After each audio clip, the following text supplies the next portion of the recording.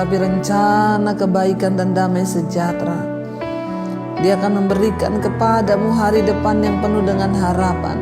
Sekali lagi angkat tanganmu, katakan, Bapa, ku percaya.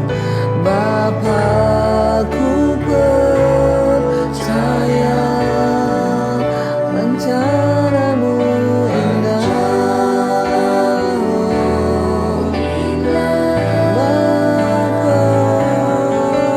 Bapa, ku percaya Kau yang turut bekerja, Tuhan, amin, di dalam segala hal untuk mendatangkan kebaikan.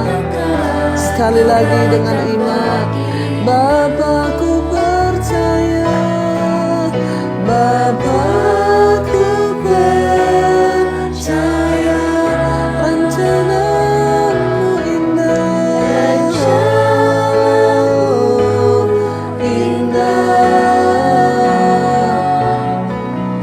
Bapa, ku percaya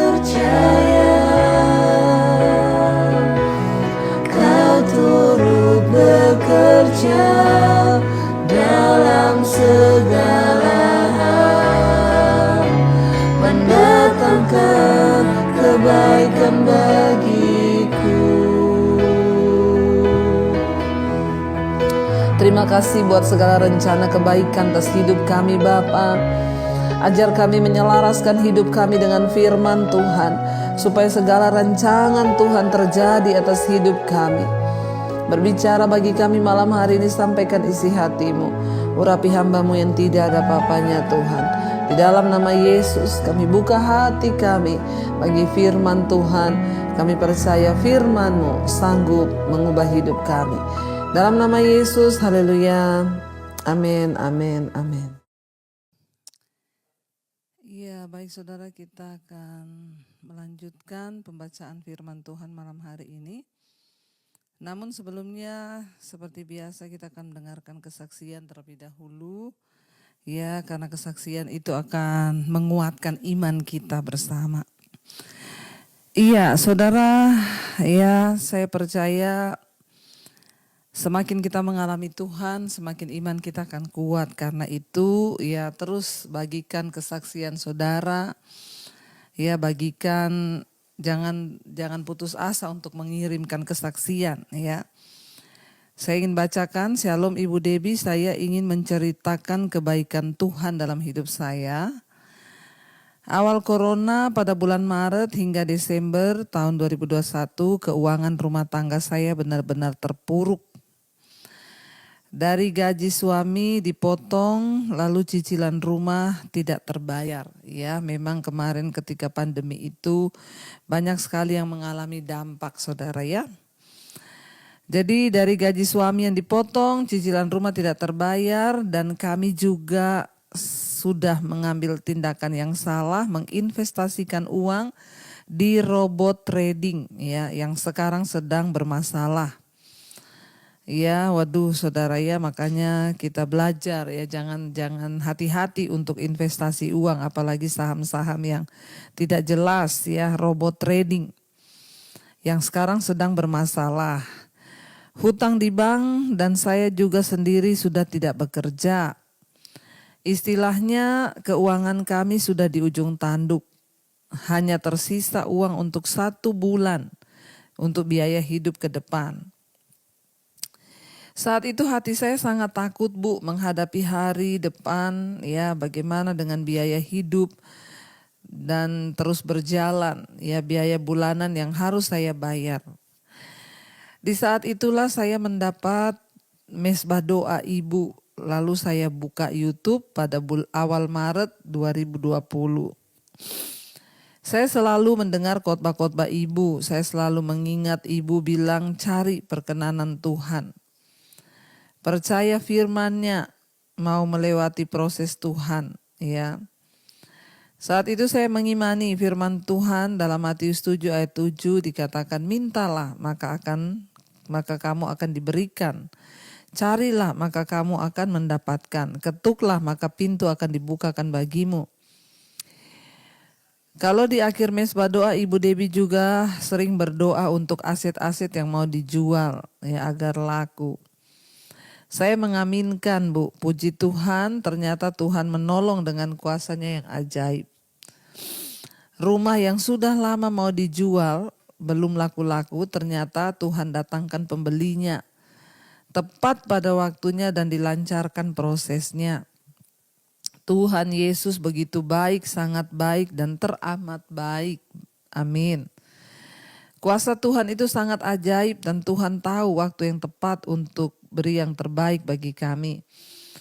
Terima kasih kepada Tuhan Yesus dan juga terima kasih Ibu, demikian kesaksian saya. Biarlah hanya nama Tuhan yang dipermuliakan. Juga terima kasih sudah membaca kesaksian saya ini. Saya sungguh terberkati dengan semua khotbah-khotbah Ibu yang terus membuat saya lebih lagi untuk sungguh-sungguh mencari Tuhan. Tuhan memberkati Ibu sekeluarga dan seluruh tim Mesbah Doa. Haleluya, saudara, kita melihat ya kuasa Tuhan yang ajaib dan luar biasa. Bagaimana ya ketika kita ini mau sungguh-sungguh dengan Tuhan, ya mau mencari Tuhan. Di tengah masa pandemi semuanya tergoncang. Dan ketika terguncang ya ibu ini sungguh-sungguh mencari Tuhan. Ya mencari kuasa Tuhan. Kita percaya bahwa tidak ada perkara yang mustahil bagi Tuhan. Ya, dan Tuhan itu sanggup melakukan segala perkara. Ketika kita sungguh-sungguh mau berharap ya dan berserah hanya kepada Dia. Dan kita juga percaya bahwa bagi Tuhan tidak ada perkara yang mustahil ya. Mungkin sulit mendatangkan pembeli, rumah yang lama mau dijual tapi tidak ada pembeli. Ketika kita berdoa, bukankah Tuhan yang sanggup melakukan segala perkara, Dia juga yang sanggup menolong saudara dan saya. Terima kasih Ibu buat kesaksiannya, tetaplah kuat, tetaplah ya semangat mencari Tuhan. Sampai kita boleh mengalami Tuhan, ya jangan cari pendeta, jangan cari hamba Tuhan, tapi carilah Tuhan. Iya, saudara, kemarin kita sudah membaca Keluaran pasal yang kedua, bagaimana Musa dipilih oleh Allah. Iya, Musa lahir dari seorang perempuan Lewi dan juga seorang laki-laki Lewi, dan akhirnya Musa dihanyutkan. Ya, kemarin kita sudah membaca bagaimana Tuhan berperkara sehingga Musa boleh ditemukan oleh putri Fir'aun, ya, dan dia boleh memelihara Musa. Dan hari ini kita mau melanjutkan pembacaan kita, saudara, ya sudah di sekarang Keluaran 2, ya kita lanjutkan ayat yang ke-11, ya. Judul perikopnya di sana, Musa membela bangsanya, ia lari ke tanah Midian. Kita tahu bersama sekalipun Musa ada di Mesir, bahkan di istana Raja Fir'aun, dia dibesarkan di istana Raja Mesir, tetapi ingat dia adalah keturunan Israel. Dari suku Lewi yang kepadanya akhirnya dipilih oleh Tuhan untuk membebaskan bangsa yang sudah dipilih oleh Tuhan itu. Ya, judul perikopnya Musa membela bangsanya, ia lari ke tanah Midian. Pada waktu itu ayat 11, pada waktu itu ketika Musa telah dewasa, ia keluar mendapatkan saudara-saudaranya untuk melihat kerja paksa mereka. Lalu dilihatnyalah seorang Mesir memukul seorang Ibrani, seorang dari saudara-saudaranya itu. Ayat 12, ia menoleh ke sana sini dan ketika dilihatnya tidak ada orang, dibunuhnyalah orang Mesir itu dan disembunyikannya mayatnya dalam pasir. Ya, kita melihat ya saat Musa pergi keluar, ya setelah ia dewasa, ia mendapatkan saudara-saudaranya untuk melihat kerja paksa mereka. Jadi Musa mendapatkan saudara-saudaranya orang Israel. Dia melihat kerja paksa yang dilakukan ya terhadap ya bangsanya sendiri, ya bagaimana Musa melihat kekejaman ya orang-orang Mesir kepada keluarganya sendiri. Dan akhirnya ketika Musa lagi melihat, dia melihat seorang Mesir memukul seorang Ibrani, seorang dari saudara-saudaranya itu. Ketika Musa lagi di situ, tidak sengaja dia melihat orang Mesir memukul, namanya kerja paksa, kita sudah baca kemarin ya. Mereka itu kejam ya menindas ya Mereka dengan kejam menindas orang Israel ya, dan memaksa orang Israel menjadi budak. Jadi mereka ya melakukan pemukulan, itu hal yang biasa dilakukan oleh orang Mesir. Nah saat itu Musa emosi saudara, dia melihat ke saudaranya disiksa, dipukulin, ya lalu dia menoleh ke sana ke sini. Ketika dilihatnya tidak ada orang, dia membunuh orang Mesir yang jahat itu dan disembunyikan mayatnya dalam pasir. Ya saudara, ketika Musa melihat ke kanan dan ke kiri itu dia sedang memastikan ya apakah ada orang di situ. Ya, dan di sana dikatakan ketika keesokan harinya ia keluar lagi, didapatinya 2 orang Ibrani tengah berkelahi. Ia bertanya kepada yang bersalah itu, "Mengapa engkau pukul temanmu?"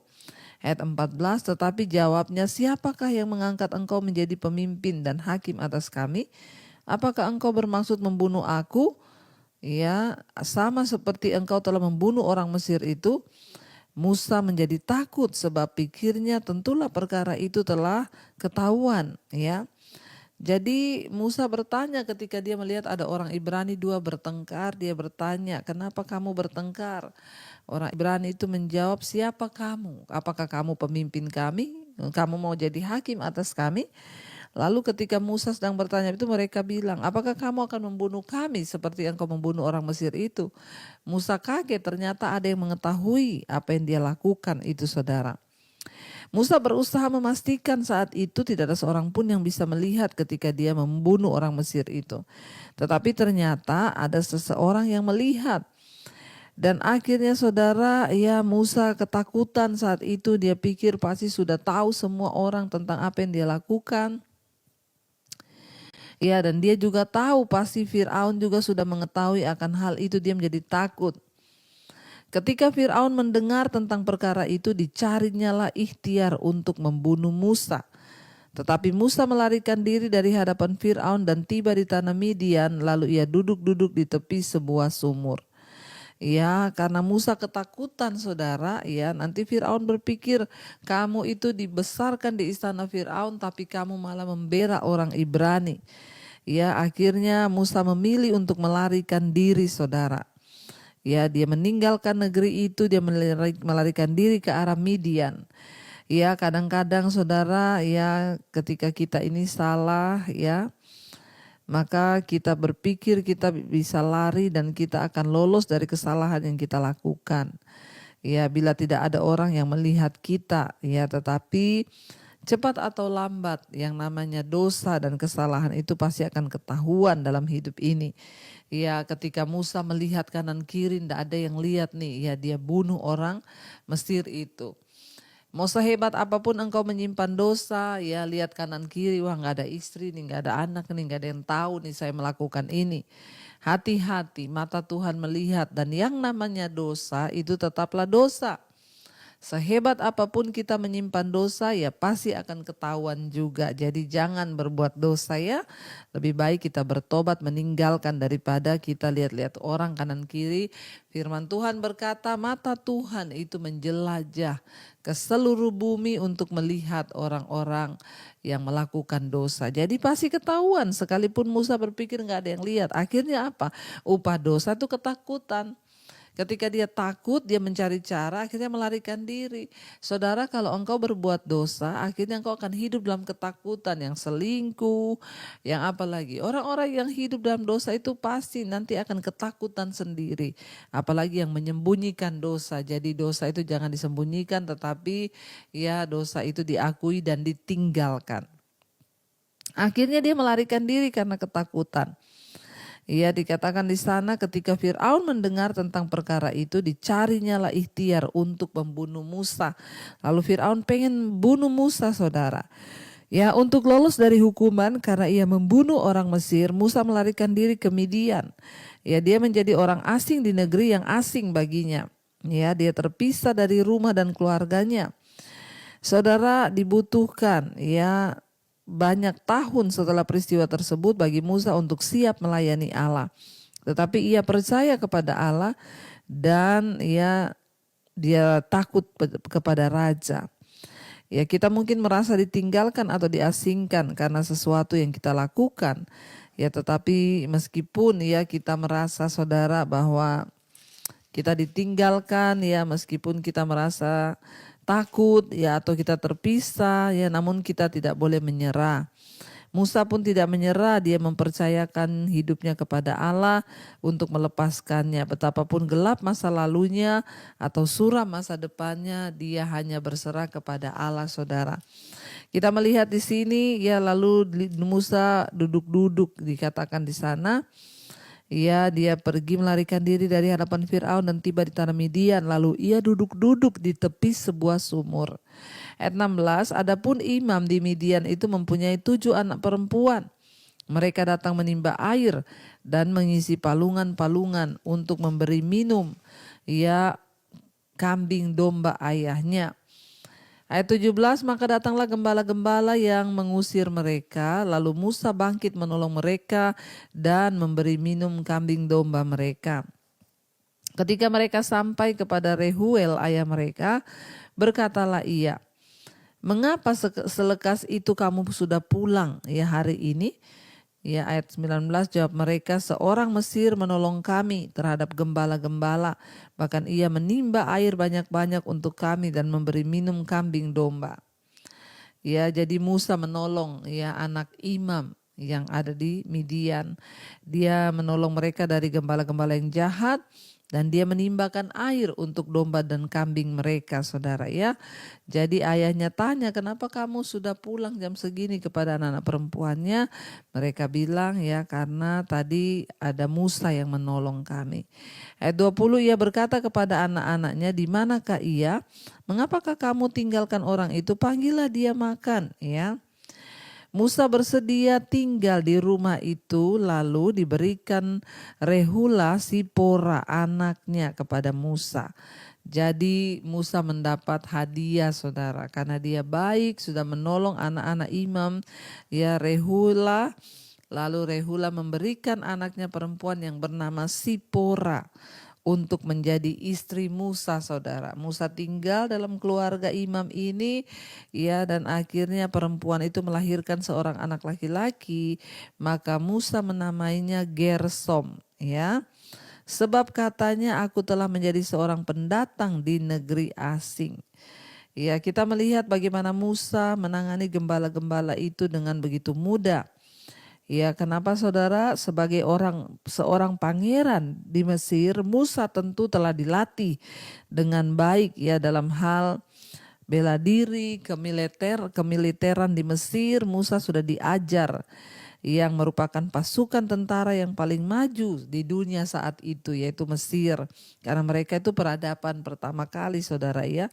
Bahkan sekelompok besar gembala tidak akan bisa menandingi berbagai teknik perang yang canggih ya, yang dilatih oleh prajurit, karena waktu itu Musa itu pangeran di Mesir, jangan lupa. Ya, dan akhirnya saudara ya, Musa tinggal di rumah imam, dan akhirnya penyelamatan oleh Allah itu ya memang seringkali dilakukan dengan cara-cara yang tidak terduga. Siapa yang menyangka Musa akhirnya ketemu jodoh. Di dalam pelariannya dari Mesir, takut dibunuh Firaun, dia pergi ke Midian, dia menolong anak-anak Rehula, lalu akhirnya Sipora diberikan kepada Musa menjadi istri. Kalau kita melihat ya cerita itu rasanya ya simple, tetapi ya itulah cara Tuhan. Percayalah, ada banyak hal dalam hidup ini yang seringkali kita tidak mengerti. Tapi itulah yang firman Tuhan katakan, bahwa Allah itu turut bekerja dalam segala hal untuk mendatangkan kebaikan bagi setiap kita yang mau percaya kepada Dia. Ya. Dan akhirnya saudara di sana Musa ya menikah dengan ya Sipora. Dia melahirkan anak yang bernama Gersom, sebab katanya aku telah menjadi seorang pendatang di negeri asing. Ya, lalu ayat 23, lama sesudah itu matilah Raja Mesir ya. Tetapi orang Israel masih mengeluh karena perbudakan ya, dan dikatakan di sana mereka berseru-seru sehingga teriakan mereka minta tolong karena perbudakan itu sampai kepada Allah. Ya, dan Allah mendengar mereka mengerang, lalu ia mengingat kepada perjanjiannya dengan Abraham, Ishak dan Yakub. Maka Allah melihat orang Israel itu dan Allah memperhatikan mereka. Jadi saudara, ya Tuhan ternyata tidak melupakan bangsa ini. Ya, ketika mereka berseru di dalam mereka tertekan, diperbudakan di Mesir, ya dikatakan Tuhan mendengar teriakan mereka. Ya, Tuhan melihat ya kesengsaraan umatnya ini. Dan akhirnya itulah sebabnya Tuhan memilih Musa untuk dipakai menjadi alatnya untuk membebaskan bangsa Israel dari tanah perbudakan. Kita akan lanjutkan besok, kita sudah selesai dengan Keluaran pasal yang kedua. Kita percaya bahwa Tuhan ya senantiasa juga menyertai kita seperti ia menyertai Musa. Ya, jadi banyak hal penting yang kita dapat di sini. Tadi ketika Musa mau membela bangsanya, dia membunuh orang Mesir. Dia melihat ke kanan dan ke kiri, ke kanan dan ke kiri. Ada orang enggak yang lihat? Ya, pelajaran pertama yang kita petik, ya walaupun tidak ada orang, tapi Tuhan melihat. Sehingga ketahuanlah ya bahwa dia sudah membunuh sampai kepada Firaun, lalu dia mau dibunuh. Upah dosa itu ya maut. Ketika Musa membunuh orang ya tabur tuainya, dia juga mau dibunuh sama Firaun. Dia melarikan diri dan akhirnya dia ketemu dengan ya kambing domba anak-anak ya Rehuel, anak-anak perempuannya yang akan memberi minum kambing domba mereka, dan akhirnya dia diberi anak Rehuel yaitu bernama Sipora. Akhirnya Musa menikah di dalam pelarian. Dia menikah, tapi itulah cara kerja Tuhan, saudara. Seringkali kita tidak mengerti, tapi bagian kita hanya percaya dan berserah. Mari kita tundukkan kepala, kita berdoa, kita mau datang kepada Tuhan. Terima kasih Bapa, Kau Tuhan yang tidak pernah meninggalkan kami. Kami belajar malam ini dari kisah hidup Musa. Ada banyak pelajaran yang dapat kami tarik, ya. Bagaimana dosa itu tidak bisa ditutupi, pasti akan ketahuan. Karena itu kami berdoa ajar kami hidup dalam kekudusan dan kebenaran, supaya kami tidak melakukan dosa, supaya kami tidak menyembunyikan dosa apapun. Mungkin itu dosa kenajisan, percabulan, perselingkuhan. Ya, bukan berarti tidak ada yang tahu. Tuhan tahu dan Tuhan Maha melihat. Karena itu kami mau malam ini Tuhan Engkau bereskan semua dosa-dosa di hidup kami. Dosa kepahitan, amarah yang mungkin kami simpan rapat dalam hati kami. Biarlah Tuhan yang turut bekerja menyelesaikan semuanya bagi kami ketika kami mau membuang semua dosa-dosa itu Tuhan, mengakuinya di hadapan Bapa. Terima kasih Tuhan, seperti yang Engkau memilih Musa, Engkau memilih kami. Karena itu bebaskan kami dari segala hal tidak berkenan, layakkan hidup kami dipakai Tuhan. Segala dosa-dosa, apapun yang mengikat, minuman keras, obat-obatan terlarang, narkoba, rokok, kami buang dalam nama Yesus. Segala ketakutan, kekhawatiran, kecemasan, segala hal-hal yang tidak berkenan, amarah, kebencian, dendam, kami buang itu semua di dalam nama Tuhan Yesus. Engkau yang menguasai hidup kami Bapa. Kami juga terus berdoa bagi keluarga rumah tangga, setiap anak-anak-Mu Bapa, mereka terus setia mengikuti mesbah doa ada di bait-Mu yang kudus. Tuhan berkati rumah tangga demi rumah tangga, suami, istri, anak-anak diberkati oleh Tuhan. Biarlah kami hidup takut akan Tuhan senantiasa. Berkati keluarga besar kami yang belum mengenal Engkau Tuhan jamah, dan mungkin ada yang sakit, kami berdoa Tuhan, kami perkatakan dalam nama Yesus ada kesembuhan. Letakkan tangan-Mu di bagian yang sakit saudara dan perkatakan, aku percaya Yesus sanggup menyembuhkan, Yesus sanggup memulihkan. Malam ini datang pada Tuhan secara pribadi. Engkau menyembah Tuhan yang hidup, Tuhan yang ajaib, yang sanggup melakukan segala perkara. Malam ini Tuhan yang sakit, sekali lagi hamba berdoa dalam nama Yesus ada kesembuhan. Tuhan juga terus memberkati setiap mereka yang rindu punya keturunan, bukakan kandungan yang tertutup.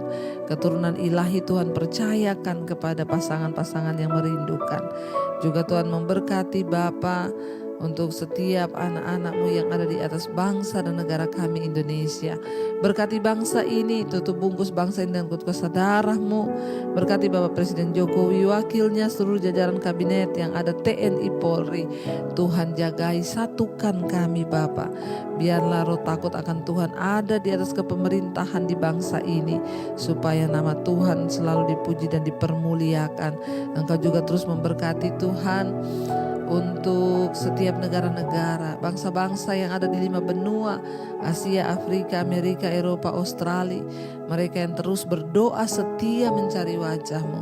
Tuhan berkati negara-negara yang bertikai, kami berdoa dalam nama Yesus, peperangan boleh dihentikan. Biarlah hujan pertobatan tercurah di atas bumi ini, di dunia ini.